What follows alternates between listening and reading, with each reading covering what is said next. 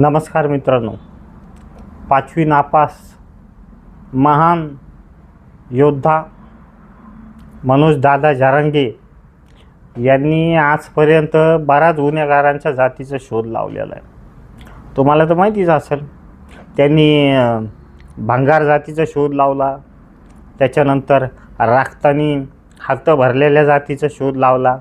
यांनी बऱ्याचशा गुन्हेगारांच्या जातीचा शोध माननीय शोधकर्ते मनोज जरांगे यांनी लावलेला आहे।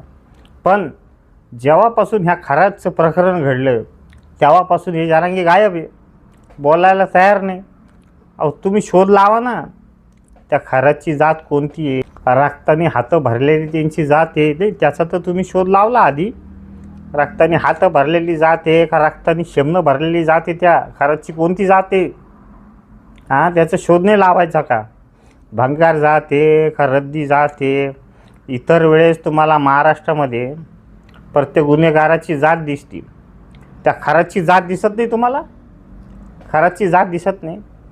त्या बुलढाण्यामध्ये चिखल्यामध्ये महिलेला मारहाण झाली म्हणून तुम्ही गालीला पाय लावून त्या बुलढाण्याला पाळला रातोरात, आणि इथं 100-150 महिलावरती बलात्कार झाला, 100-150 महिलाचा शारीरिक छळ झाला त्या बलात्कारी बाबाकडून, आणि त्याचा जातीचा तुम्ही शोध नाही लावणार?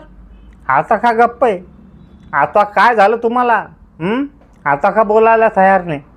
तिकडं ते फडणवीस आणि जे बी त्या भोंदू बाबाविषयी बोलते त्यांचं इंस्टाग्राम अकाउंट बंद करून टाकायले।